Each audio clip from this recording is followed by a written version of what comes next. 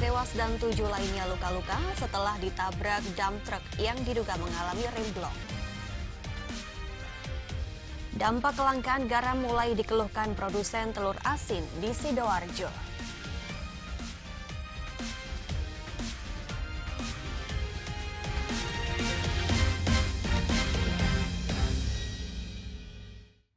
Halo, apa kabar pemirsa? Senang berjumpa kembali dengan Anda di Special Report edisi Senin 24 Juli 2017 bersama saya Merinda Surya. Selain topik utama tersebut, masih ada informasi menarik lainnya dan nanti kita juga akan membahas mengenai revitalisasi prasarana olahraga di Surabaya. Pemirsa, inilah Special Report hari ini selengkapnya.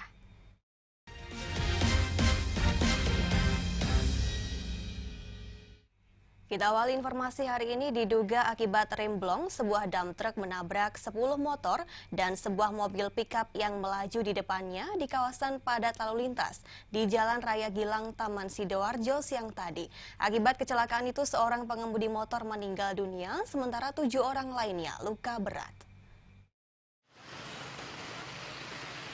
Akibat kecelakaan beruntun itu, seorang pengemudi motor tewas seketika di lokasi kejadian akibat terseret truk. Sementara 7 orang lainnya mengalami luka berat yang kini dirawat di Rumah Sakit Siti Khadijah Sidoarjo. Menurut keterangan polisi, kecelakaan ini terjadi bermula ketika dump truk tanpa muatan Nopol S9217BE yang dikemudikan Muhammad Harun 35 tahun warga Tuban Jatim melaju dari arah Krian menuju Surabaya. Tepat di lokasi kejadian, truk mengalami remblong sehingga laju kendaraan tidak bisa dikuasai. Pengemudi truk kemudian memindah lajur kendaraan ke kiri jalan. Karena kondisi arus lalu lintas yang padat, dump truk akhirnya menabrak 10 buah sepeda motor di depannya dan baru berhenti setelah menabrak sebuah pick-up yang terjebak macet. Untuk menghindari amuk massa, oleh polisi pengemudi dump truk langsung diamankan ke Mapolresta Sidoarjo. Pengakuan supir, remnya ini bolong, dia langsung ngambil kiri, mulai Alpamidi, kata saksi mata dia sudah ngambil lajur kiri itu bukan lajur kiri aspal, tetapi lajur kiri tanah, ya lajur kiri tanah, ya seperti itu, dia sudah merasa, ya. Sementara supirnya tadi kita amankan di sini, nanti kita cek kembali, seperti itu. Ya, pertama dia langsung nabrak sepeda motor, kemudian nabrak pick-upnya nabrak truk yang di depannya. Nah, disitulah dump truk ini berhenti. Ya, dump truknya berhenti karena kondisi jalan tadi macet, dalam artian merambat seperti itu. Ya. Selain menyebabkan korban jiwa dan luka akibat kecelakaan beruntun itu, arus lalu lintas jalur Mojokerto-Surabaya di sepanjang Jalan Raya Gilang Taman sempat lumpuh sekitar 2 jam.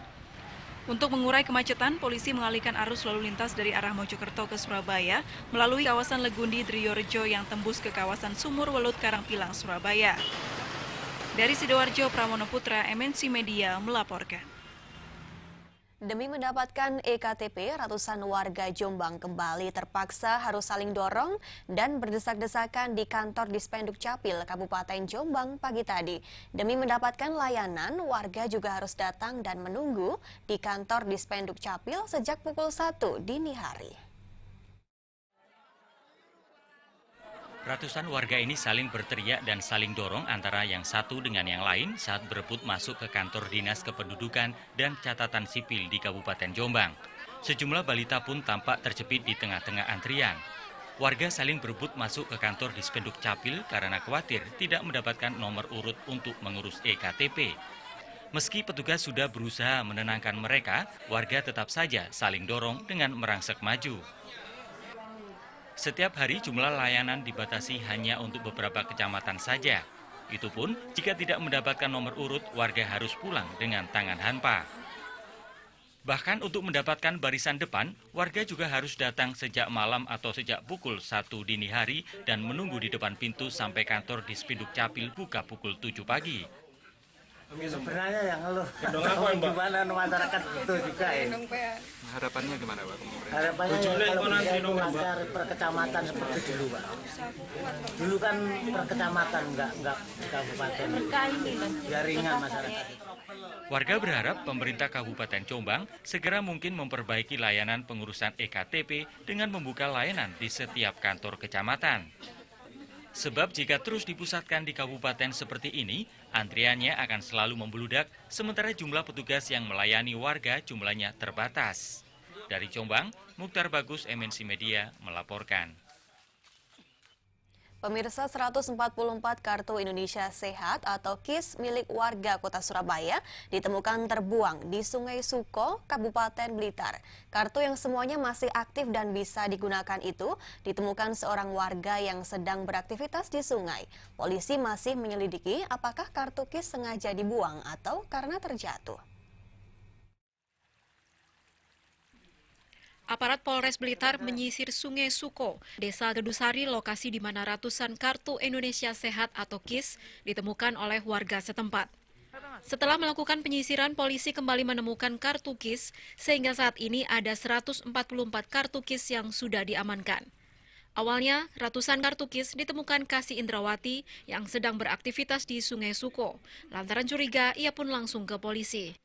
Lihat sampah banyak, kertas-kertas putih-putih, saya pinggirin.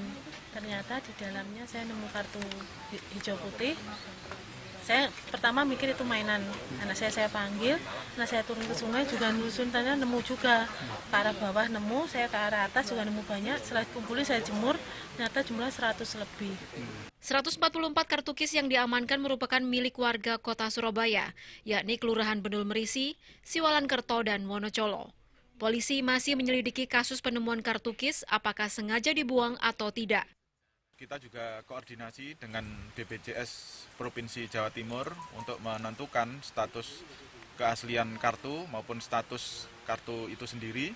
Kemudian kita upayakan untuk mengetahui bagaimana kartu-kartu tersebut bisa berada di sini. Sementara itu, Kepala Dinas Gadusari Anggit Putranto yang telah memeriksa kartu KIS tersebut memastikan masih aktif dan bisa digunakan. Dari Puskesmas kita sudah ngecek kemarin dari 26 terakhir ya yang kita temukan. Kita cek keaktifannya masih aktif. Jadi masih aktif, bisa digunakan. Saat ini BPJS Jawa Timur akan memeriksa ratusan kartu Indonesia Sehat milik warga Surabaya yang ditemukan di Sungai Blitar. Dari Blitar, Robi Ridwan, MNC Media, melaporkan. Sebanyak 200 calon jamaah haji asal Ponorogo yang masuk daftar tunggu tahun 2019 bisa berangkat tahun ini karena adanya penambahan kuota haji. Kini para jamaah tengah memantapkan persiapan keberangkatan haji. Sekitar 500 jamaah calon haji asal Ponorogo terus melakukan persiapan jelang keberangkatan. Di antaranya mengikuti manasik atau bimbingan haji. Para calon haji ini mendapat penjelasan tentang syarat rukun haji, juga tentang menjaga kesehatan selama berada di Tanah Suci. Dari sebagian calon haji ini disebut sebagai haji bonus. Mereka seharusnya berangkat tahun 2018, 2019, dan 2020, namun bisa berangkat tahun 2017 ini. Mereka lebih cepat berangkat setelah ada kebijakan dari pemerintah Saudi tentang penambahan kuota haji asal Indonesia. Data dari kantor Kementerian Agama Kabupaten Ponorogo, jumlah awal calon jamaah haji asal Ponorogo sebanyak 350 orang.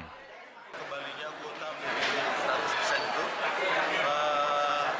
ada peningkatan tentunya dari 360-an tahun kemarin, sekarang menjadi 543. Kini persiapan terus dilakukan oleh calon jamaah haji asal Ponorogo. Selain kesiapan fisik, juga melakukan latihan kegiatan haji. Dari Ponorogo, Ahmad Subegi, MNC Media, melaporkan. Masih soal haji, seorang nenek yang berprofesi sebagai pemulung tahun ini akhirnya bisa berangkat menunaikan ibadah haji. Warga Lamongan, Jawa Timur ini mengumpulkan uang dari hasil penjualan sampah selama lebih dari 7 tahun untuk biaya beribadah ke Tanah Suci. Seorang nenek sebatang kara bernama Murib, 70 tahun, warga Desa Bulu Brangsi, Kecamatan Laren, Kabupaten Lamongan, akhirnya bisa berangkat menunaikan ibadah haji tahun ini. Nenek miskin yang tinggal di rumah petak di tanah negara ini berhasil berangkat haji setelah memulung sampah sejak lebih dari 7 tahun lamanya. Uang dari hasil penjualan sampah kemudian dikumpulkan dan dibayarkan untuk berangkat naik haji. Dalam setiap hari, Murib mencari sampah hingga keluar desanya. Sampah-sampah tersebut kemudian dikumpulkan dan dijual ke pengepul yang selalu datang ke rumahnya. Dari penjualan sampah, Munib memperoleh uang antara Rp20.000 hingga Rp50.000 per hari. Ingin ibadah kaji, oleh kaya nih gelek sampah, tak kumpul saiki. Oleh 30, oleh 50 tak kumpulno, tak titipno duwike. Tak kumpulno terbareng wis ngumpul, saiki ngumpul. Bareng ngono tak titipno, bareng wis ngumpul 20 tak gawe bayar haji. Mudah-mudahan bisa naik kaji mabrur. Selain mencari sampah, Nenek Murib juga kerap memijit tetangganya. Dari memijit tersebut, Nenek Murib mendapatkan upah yang akan ditabung sebagai bekal selama beribadah di Tanah Suci. Rencananya Murib akan berangkat pada tanggal 1 Agustus 2017 mendatang. Bersama rombongan Kloter 18 menuju embarkasi Surabaya. Dari Lamongan, Abdul Wakid, MNC Media, melaporkan. Pemirsa, kelangkaan garam nasional diperkirakan bakal berlangsung hingga 2 bulan ke depan. Mengapa bisa terjadi? Informasinya usai jeda berikut.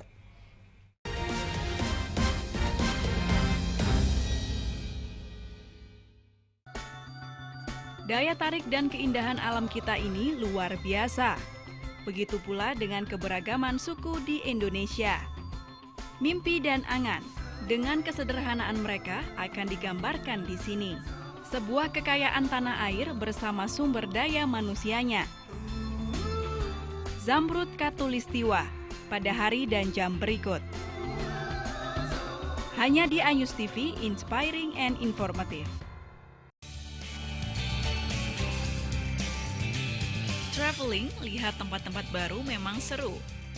Melihat mulai dari kebudayaan masyarakat lokal, tempat bersejarah, nyobain kuliner dari daerah setempat, pasti akan menjadi catatan berkesan bagi Anda. Travel Diary pada hari dan jam berikut. Saya gak mau mati di sini ya. Udah.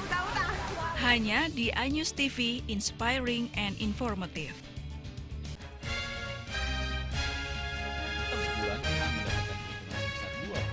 Kumpulan informasi aktual, berimbang, dan terpercaya hadir menemani aktivitas di sore hari Anda.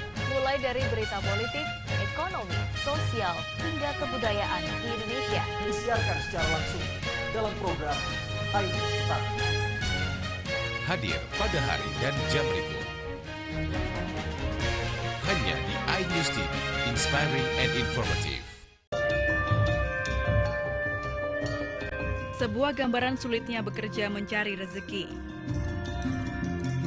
Dengan tetap bersahaja dan kerja keras dalam menghadapi berbagai tantangan pekerjaan, semuanya demi memperoleh hidup lebih baik. Lentera hati, pada hari dan jam berikut. Hanya di Anyus TV, inspiring and informative.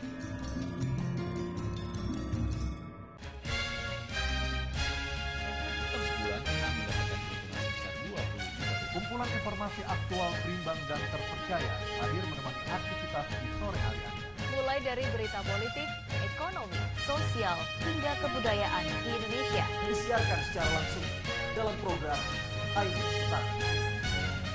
Hadir pada hari dan jam berikut. Hanya di iNews TV, inspiring and informative.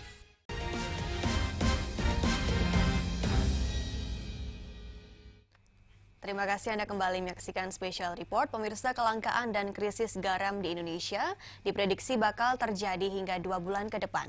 Ini disebabkan tidak ada stok garam lantaran para petani gagal panen akibat cuaca yang buruk. Tidak adanya stok garam nasional membuat sejumlah wilayah di Indonesia diprediksi mengalami krisis garam hingga bulan September mendatang. Bahkan PT Garam Persero mengakui sudah tidak memiliki stok garam. Kelangkaan stok garam ini terjadi karena banyak petani garam yang gagal panen lantaran cuaca tidak menentu. Dampaknya, selain sektor konsumsi, sektor industri juga kesulitan mendapatkan garam. Nanti bisa diklarifikasi ke KKP atau dinas-dinas KKP daerah, stok-stok yang ada di pabrikan, baik yang pabrik besar maupun IKM bagaimana? Apakah masih ada stok atau memang sudah habis, itu nanti dari pihak KKP biasanya yang melakukan survei itu. Tapi yang jelas dari kami di PT Garam sampai hari ini sudah stok kami tidak ada. Data PT Garam Persero menunjukkan produksi garam saat ini secara nasional mencapai 2,6 juta ton. Sedangkan kebutuhan garam untuk konsumsi dan industri mencapai 3,4 juta ton per tahun. Defisit garam ini membuat Indonesia mengalami krisis garam nasional. Sementara itu, salah satu solusi yang akan dilakukan untuk mengatasi permasalahan ini dengan impor garam. Namun impor garam ini masih menunggu terbentuknya Satgas Garam yang sedang dibentuk pemerintah. Dari Surabaya, Yuda Prawira, MC Media, melaporkan. Kelangkaan garam di pasaran mulai dirasakan dampaknya oleh para produsen telur asin di Sidoarjo. Akibat kelangkaan garam yang merupakan satu di antara unsur produksi telur asin itu, harga garam di pasaran kini kian meroket. Kelangkaan stok garam di pasaran sepekan terakhir mulai dirasakan dampaknya oleh para produsen telur asin di Kampung Bebek dan Telur Asin Kecamatan Candi, Sidoarjo. Bagaimana tidak saat stok garam langka di pasaran seperti sekarang, harganya meroket hingga Rp400.000 per sak 50 kg. Padahal sebelumnya harga garam per sak 50 kg hanya Rp150.000. Rata-rata dalam sehari para produsen telur asin di Kampung Bebek di Candi Sidoarjo ini bisa menghabiskan 5-10 kg garam untuk memproduksi 600 sampai 1000 telur asin. Ya, kalau dinaikkan konsumen nggak mau ya. Ya bertahan aja supaya nanti ada penurunan. Ini sudah menurun sampai berapa nih Pak untuk keuntungannya itu? Hampir 25%. 25% ya? Iya. Akibat lonjakan harga garam itu, kini para produsen telur asin harus rela mengurangi margin keuntungannya hingga 25%. Mereka enggan menaikkan harga telur asin meski harga garam melonjak, karena khawatir permintaan telur asin di pasaran akan turun. Saat ini harga telur asin dijual di pasaran Rp3.500 per biji. Para produsen telur asin di Kampung Bebek Candi Sidoarjo berharap kelangkaan garam bisa segera berakhir, agar usaha yang telah mereka geluti sejak turun-temurun kembali bisa menggeliat. Dari Sidoarjo, Yoyo Agusta, MNC Media, melaporkan. Seorang pekerja pembangunan jalan tol Pasuruan Probolinggo tewas tertimpa tembok roboh yang diseruduk bulldozer. Maksud kami bulldozer. Korban menderita luka pada kepala dan dadanya.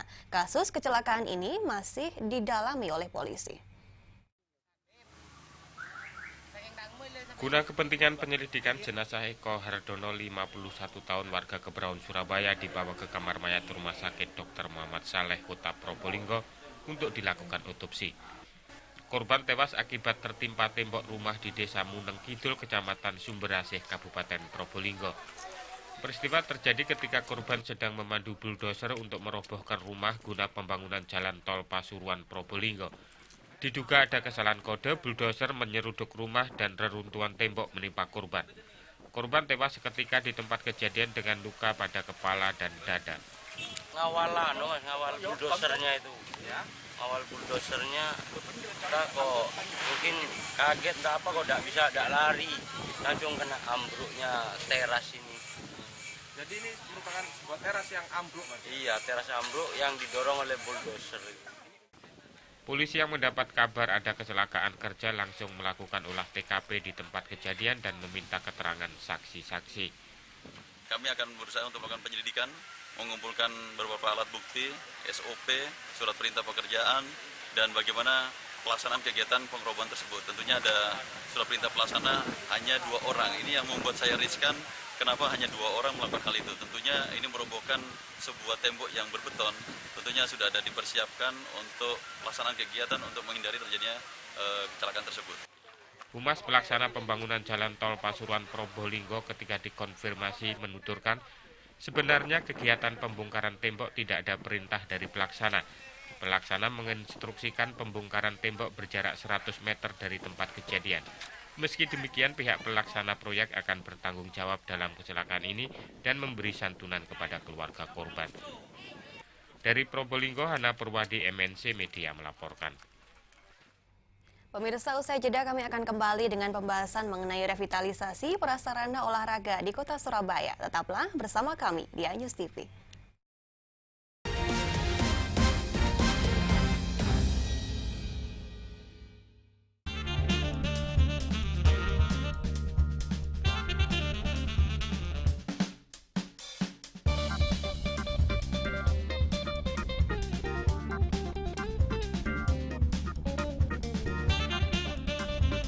iNews TV, inspiring and informative.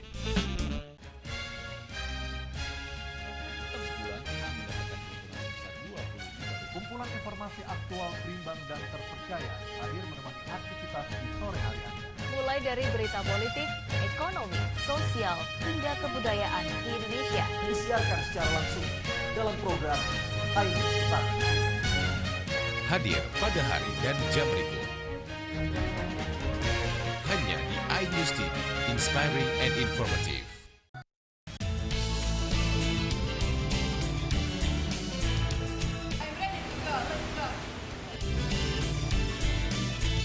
Sekarang lebih cepat, Tania sudah takut ya.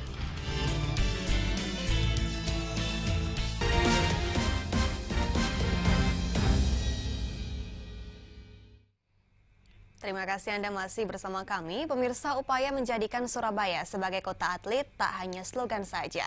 Jalur menuju ke sana setidaknya bisa dilihat upaya Pemkot untuk membangun sarana olahraga baik yang sudah ada maupun di pemukiman-pemukiman. Sepanjang tahun 2015 saja sudah puluhan lapangan olahraga dibangun, baik itu lapangan futsal, basket, tenis hingga panjat tebing. Tidak hanya itu saja, Pemkot juga merevitalisasi sarana olahraga yang sebelumnya sudah ada agar lebih baik dan bisa digunakan secara maksimal. Surabaya mengejar mimpi menjadi kota atlet. Sarana dan prasarana olahraga saat ini masih dibangun. Tidak hanya prasarana yang sudah ada, tetapi juga prasarana olahraga dibangun di pemukiman memanfaatkan fasum atau tanah milik Pemkot. Pembangunan secara fisik memang diperlukan, setidaknya untuk membangkitkan semangat berolahraga bagi warga kota yang berdekatan dengan prasarana olahraga. Terlebih jika prasarana olahraga bisa memunculkan bibit-bibit olahragawan sejak dini yang bisa dibina menjadi atlet andalan. Namun ketersediaan prasarana dan sarana olahraga bisa jadi tidak cukup untuk mengejar mimpi Surabaya menjadi kota atlet. Pembangunan manusianya juga wajib dilakukan baik melalui pendidikan hingga lingkungan yang mendukung. Nah, apakah dengan pembangunan sarana dan prasarana olahraga yang sekarang masif dilakukan Pemkot Surabaya cukup untuk menjadikan mimpi kota pahlawan sebagai kota atlet? Patut kita tunggu.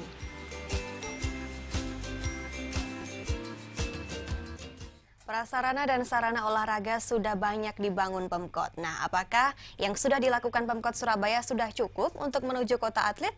Apa saja yang perlu dibenahi lagi dan bagaimana solusinya? Kita akan membahas bersama narasumber dari Kepala Dinas Pemuda dan Olahraga Pemkot Surabaya, Bapak M. Afgani Wardana, dan juga anggota Komisi D DPRD Surabaya, Bapak HM Arsyad SEMSI. Selamat sore, Pak Arsyad, Pak Afgan. Selamat sore. Apa kabar sore ini, Pak? Alhamdulillah, baik. Sehat. Kalau kita mengamati, Pak, ini Surabaya yang dikenal sebagai kota pahlawan punya impian untuk menjadi kota atlet. Tentunya banyak upaya yang harus kita lakukan ya, banyak PR terutama untuk Pak Arsyad dan juga Pak Afgan. Untuk sejauh ini, saya ke Pak Arsyad terlebih dahulu, pembangunan untuk sarana olahraga sudah sejauh mana, Pak Arsyad? Ya, Pemkot sudah banyak ya yang dilakukannya untuk terwujudnya mimpi itu. Namun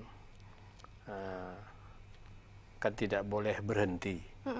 Masih banyak yang harus kita lakukan lagi seiring dengan perkembangan, seiring dengan perkembangan. Yang dimaksud di sini adalah misalnya bagaimana lebih mengarah kepada terciptanya DNA atlet. Ya. Itu yang menjadi PR juga, Pak, karena bukan hanya fasilitasnya yang dicukupi, tapi juga bibit-bibit olahragawan ini yang harus kita cari dan dibina terus. Kalau untuk fasilitas sampai saat ini yang terbaru ini apa ini, Pak? Dengan fasilitas-fasilitas yang ada itu, ya itu kan pasti tidak ada cukupnya. Iya, masih apalagi, terus ya? Ya masih terus, harus terus. Nggak boleh puas, malah kalau bisa memungkinkan. Di setiap kecamatan itu ada lapangan olahraga yang dimiliki oleh pemerintahan kota.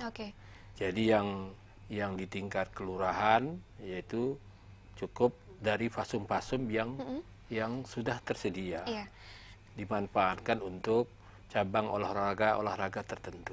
Jadi menurut Pak Arsyad, mulai dari lingkup yang paling kecil, mulai dari kelurahan begitu ya, sudah dibentuk prasarana olahraga sudah dilakukan begitu Pak Afgan Ya. hingga saat ini? Baik Mbak Mai, jadi saat ini saja pemerintah Kota Surabaya Dispora itu mengelola kurang lebih sekitar 361 fasilitas sarana olahraga.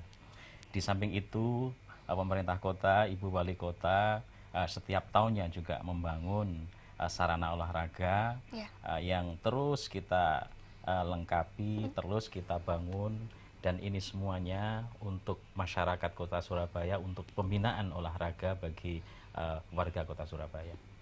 Terus dilakukan, terus digencarkan ya Pak ya, Iya. untuk mencukupi fasilitas olahraga. Kalau Iya. kita beralih ke bibit olahragawan di Kota Surabaya sendiri Pak, sebenarnya kalau dilihat dari DNA-nya untuk Kota Surabaya ini banyak nggak sih bibit-bibit olahragawan sendiri begitu Pak Arsyad?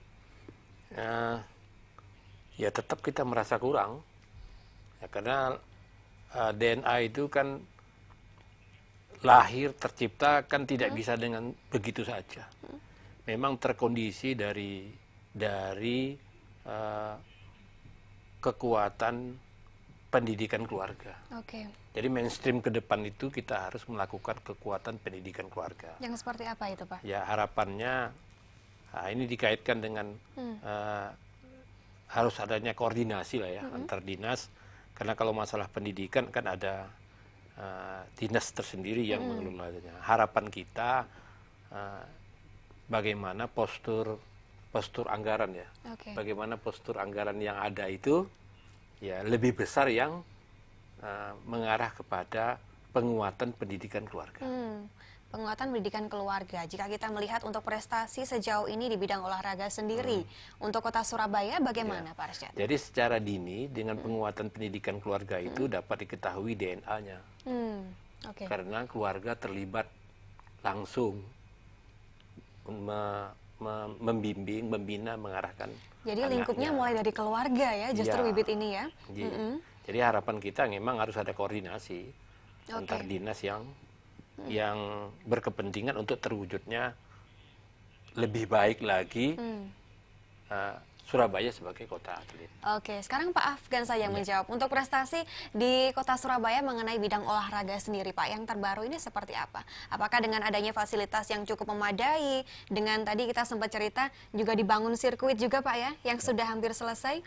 Bisa nanti ceritakan ke pemirsa, ini untuk prestasinya juga sejauh apa Pak di Kota Surabaya? Baik Mbak Mai, jadi terkait dengan prestasi olahraga, kalau itu tolok ukurnya adalah Pekan Olahraga Provinsi, ketika ada Porprov pun Surabaya adalah yang paling banyak untuk mendapatkan medali. Artinya prestasinya tertinggi.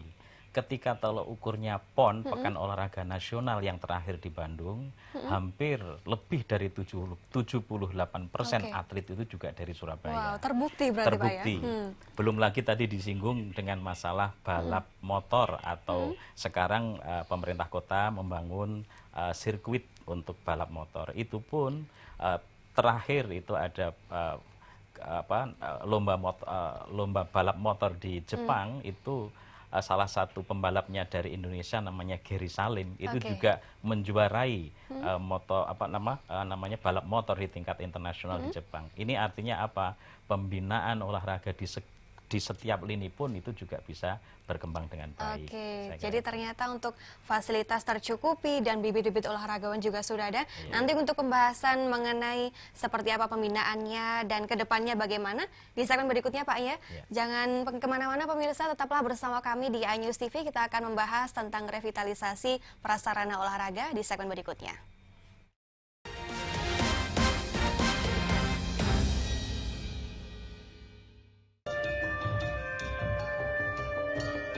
Sebuah gambaran sulitnya bekerja mencari rezeki. Dengan tetap bersahaja dan kerja keras dalam menghadapi berbagai tantangan pekerjaan, semuanya demi memperoleh hidup lebih baik. Lentera hati, pada hari dan jam berikut. Hanya di iNews TV, inspiring and informative.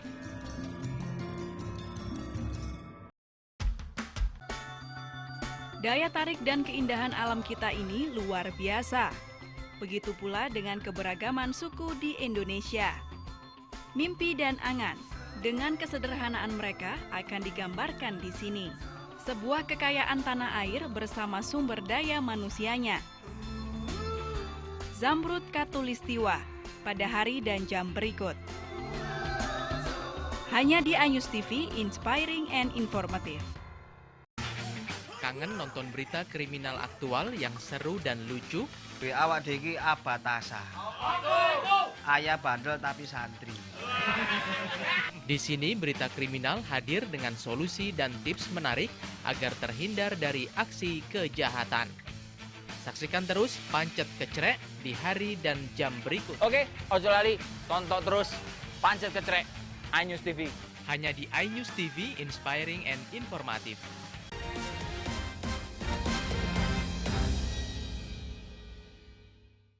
Terima kasih Anda kembali menyaksikan Special Report. Surabaya merupakan kota terbesar kedua setelah ibu kota Jakarta. Tak ingin ketinggalan, Pemkot Surabaya membangun beberapa sarana dan prasarana olahraga seperti lapangan futsal, lapangan basket, lapangan softball, dan hoki. Diharapkan bisa menjadi wadah bagi warga berolahraga sekaligus memunculkan bibit olahragawan. Lantas seperti apa tanggapan warga kota Surabaya? Oh, sangat senang sekali. Ya, mungkin sangat membantu gitu ya. Kalau bisa diperbanyak lagi, untuk kan buat anak-anak ngumpul yang biasanya kan ada nggak benar itu, contohnya cangkruk-cangkruk gitu, terus ada yang pengalian dari narkoba gitu. Itu sangat membantu sekali. Ya, Mas, dengan adanya fasilitas olahraga yang disediakan oleh pemerintah kota Surabaya sendiri, menurut Masnya gimana? Senang sekali. Kenapa, Mas? Bisa membantu masyarakat untuk lapangan gratis di sini, Mbak. Biasanya berapa hari sekali sih Masnya latihan di sini? Itu, Mbak, seminggu, Mbak. Seminggu berapa kali? 3 hari. 3 hari. Apa aja biasanya Masnya untuk olahraga apa aja di sini? Futsal, basket, itu aja, Mbak. Ya, Mas, dengan adanya fasilitas tempat olahraga yang disediakan oleh pemerintah kota, menurut Masnya gimana? Senang nggak, Mas? Ya, kalau bagi anak-anak sih ya seneng aja ya. Buat kayak ada waktu hiburan gitu, kita bisa ke sini gitu. Ini membantu ya, Mas, ya, fasilitas Pemkot olahraga ini menurut Masnya? Ya, kalau kayak gini sih ya bantu ya, Mbak ya. Soalnya biasanya kalau nggak ada fasilitas kayak gini, anak-anak biasanya main di kampung. Tapi kalau sudah disediakan fasilitas ini, anak-anak bisa seneng sih. Kalau kita melihat komentar para warga kota Surabaya nih Pak Arsyad dan juga Pak Afgan, beberapa kita berbicara bukan masalah prestasi ya.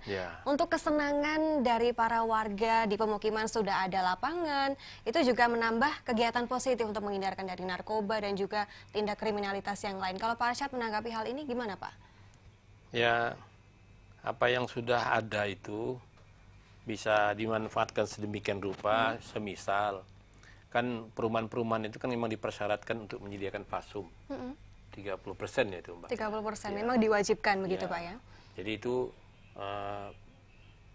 kan juga bisa dimanfaatkan untuk kegiatan-kegiatan olahraga atau memang bisa juga difungsikan yang lain. Nah, adapun sumber dana untuk itu ya, itu kan sebagaimana yang kita ketahui, sumber dana pembangunan itu kan bisa jadi dari bisa dari Pemkot langsung melalui programnya, atau bisa juga melalui DPRD ya, atau melalui dinas.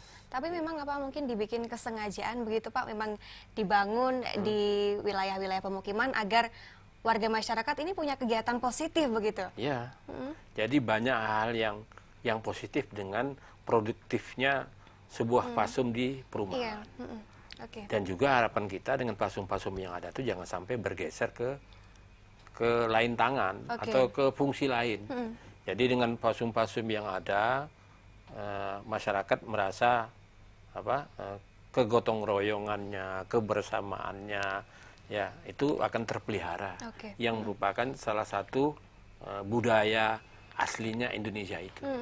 Jadi olahraga berkembang, budaya jangan ketinggalan. Jadi dua dapat ya Pak ya. Oke, saya ke Pak Afgan Pak. Kalau berbicara masalah kendala, memangnya ada Pak kendala dalam membangun prasarana olahraga ini sejauh ini, apa saja kendalanya Pak? Ya, Sebetulnya untuk kendala itu relatif tidak ada karena ada salah satu ketentuan mutlak. Jadi ketika pemerintah kota membangun sarana olahraga yang ada di seluruh wilayah kota Surabaya, itu tanah harus milik pemerintah kota Surabaya. Artinya ketika tanah itu masih ada di lingkungan perumahan, otomatis itu harus diserahkan dulu. Ketika tanah itu masih bermasalah, otomatis harus diselesaikan dulu. Setelah itu baru pemerintah kota Surabaya akan membangun. Satu hal lagi mungkin kami bisa menyampaikan di kesempatan ini bahwa pemerintah kota Surabaya pun membangun lapangan olahraga itu juga setara terintegrasi. Jadi di situ ada taman, di sebelahnya juga ada lapangan olahraga, sehingga dua-duanya bisa dimanfaatkan. Ketika sebuah keluarga itu misalnya di hari Sabtu, di hari Minggu, bisa menikmati, bisa berekreasi, menikmati taman, di samping itu juga bisa berolahraga di tempat itu juga, karena disiapkan atau disediakan sarana olahraga di sana. Hiburannya dapat, sehatnya juga dapat. Kalau dapat. sejauh ini Pak, untuk peningkatan dari sarana dan prasarana masih ada yang perlu ditingkatkan lagi?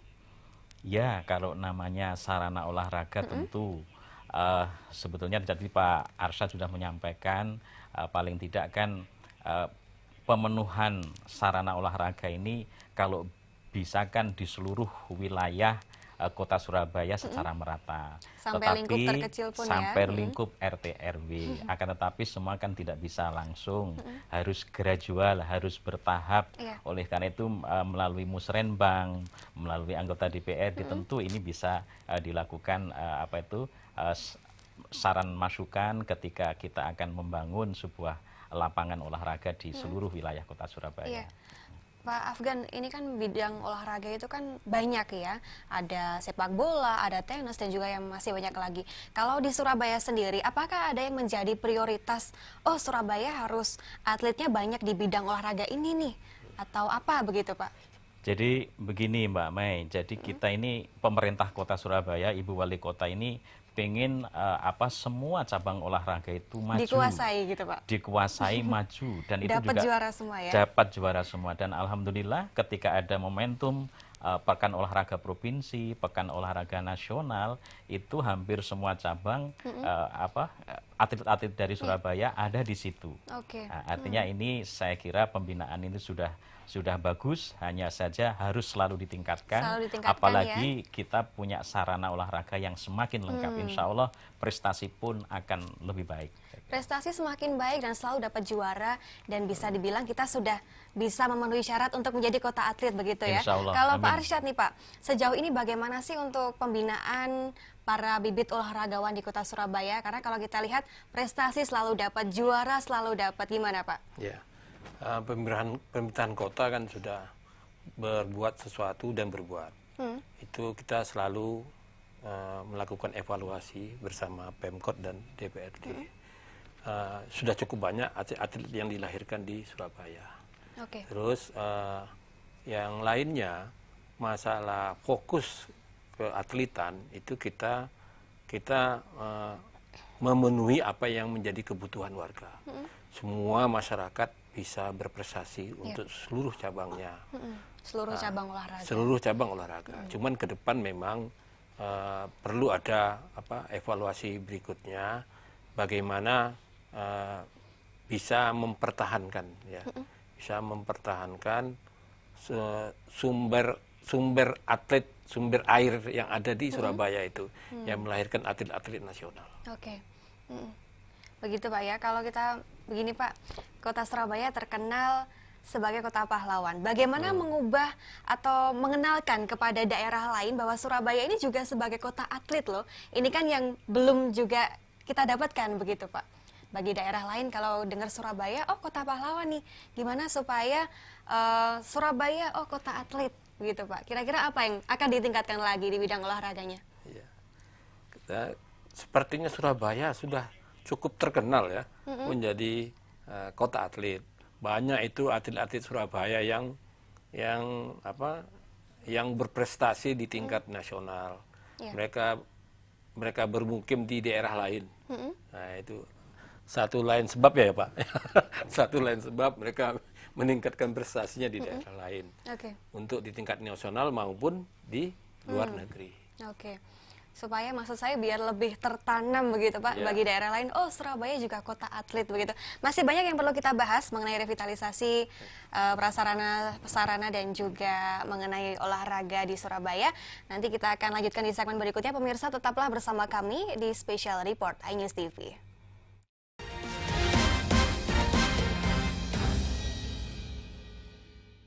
Senang sekali saya Laura Elvina dapat menjumpai Anda dalam Speak After Lunch pada siang hari ini. Bincang santai dengan bintang tamu, mengupas isu-isu terkini. Dibawakan secara ringan dan penuh informasi. Dihadirkan menemani istirahat makan siang Anda. Speak After Lunch hadir setiap hari Senin sampai Jumat pukul 12.30 waktu Indonesia Barat. Hanya di iNews TV, inspiring and informative.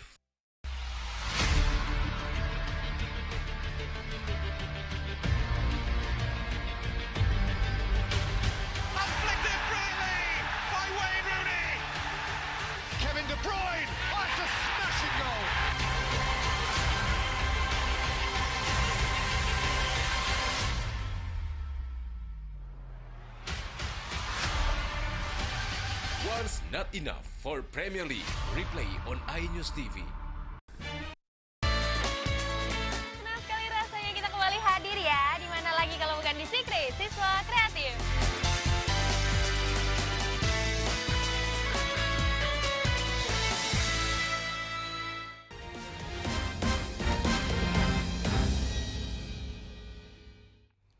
Ya, Anda kembali menyaksikan Special Report. Kita masih membahas mengenai revitalisasi prasarana olahraga di Surabaya. Tadi kalau saya mengamati dari Pak Afgan, ini ada yang perlu ditambahkan Pak mengenai pertanyaan saya tadi. Silakan Pak, apa? Iya, jadi mungkin saya bisa menambahkan agar supaya Surabaya ini bisa lebih dikenal sebagai kota atlet, barangkali kita pun pemerintah kota Surabaya beserta KONI, beserta cabang olahraga, beserta masyarakat Surabaya ini harus sama-sama kita harus mempersering ada event-event pertandingan olahraga yang kurang lebih ada 40. Agar lebih dikenal juga Pak ya daerah lebih lain dikenal ya. Di dalam lomba-lomba atau kegiatan keolahragaan itu. Sejauh ini Pak sudah sering diadakan event-event begitu untuk daerah lain biar bisa ikutan datang ke Surabaya untuk mengikuti kompetisi olahraga begitu. Oh iya, iya. Jadi begini Mbak. Jadi yang insya Allah di bulan Agustus yang akan datang itu ada yang namanya Surabaya Half Marathon. Itu paling tidak juga kebetulan pesertanya juga dari luar negeri banyak, ada dari luar negeri, kira-kira pesertanya kurang lebih ada sekitar 3.000 peserta. Itu juga sudah akan bisa mulai daftar berarti Pak ya? Bisa mendaftar. Nah, ini pesertanya sudah di atas 2.000 peserta sudah mendaftar. Pemirsa iNews TV yang belum daftar bisa ikutan Betul, juga Pak ya? bisa, monggo. Biasanya orang kalau ikutan lomba Pak yang dilihat hadiahnya. Hadiah terbesarnya apa Pak? Hadiahnya itu kalau di nominal sekitar 168 juta. Wah, nah saya ini boleh kesempatan ya? bagi penonton iNews dimanapun berada untuk bisa mengikuti kegiatan event Surabaya Half Marathon. Bulan tanggal Agustus nanti Pak ya? 13 Agustus yang akan 13 datang. Agustus pemirsa jangan lupa. Ini ada event olahraga yang terbesar juga di Surabaya. Hadiahnya juga cukup besar Pak ya. Insya Allah saya juga ikut Pak. Monggo. Monggo. Pak, kalau kita berbicara mengenai dana APBD, berapa sih sebenarnya yang disediakan untuk membangun sarana prasarana olahraga di kota Surabaya, Pak Arsyad? Pak Arsyad saja. Oh, Pak Afgan ya. Mbak Mei, jadi saya nggak begitu hafal ya angka pastinya. Yang kurang lebih lah di atas 70-an kira-kira gitu. 70 apa? Ya kurang lebih sekitar 70-an miliar. Oh ya, lumayan cukup besar Pak ya. Oke, baik. Kalau sejauh ini Pak 70 miliar ini lumayan besar ya. Sirkuit sudah. Ini kira-kira apa lagi yang akan dibangun nantinya? Ya, yang jadi lebih besar lagi. Kebetulan untuk tahun ini Mbak Mei. Karena kan masyarakat mintanya dipertambah lagi nih lapangannya begitu. Ibu Wali Kota, pemerintah Kota Surabaya ini kan sedang menyelesaikan pembangunan lapangan atletik yang juga bertaraf internasional. Di mana itu Pak? Yang ada di belakang Gelora Pancasila. Kemudian di tahun ini juga kita menyelesaikan sirkuit untuk balap motor yang ada di Gelora Bung Tomo. Oke. Insya Allah sarana olahraga kita akan makin lengkap.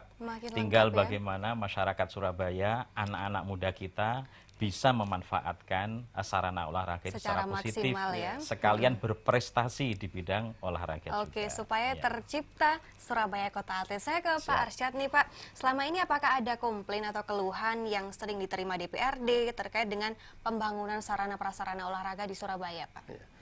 Sampai dengan sekarang justru kita yang ada ya, yang masukan ke kita, ya kapan Pak ditambah lagi?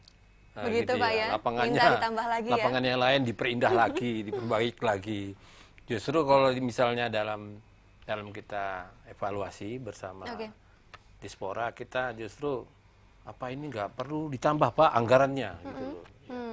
Ya, Pak kan jadi bingung jadinya ini ditambah bagaimana ini ya. Jadi perlu perlu kita merencanakan yang lainnya supaya cabang-cabang atletik yang lainnya itu bisa berkembang secara berbarengan gitu. Oke, tapi untuk pembangunannya sendiri Pak, apakah dipusatkan di satu wilayah begitu? Apa disebar di seluruh kota Surabaya? Nah, ini sekarang kondisi yang ada ini sekarang kan masih terpisah ya. Tapi ke depan pastilah ya kita akan merencanakan tempat pusat pembinaan atlet.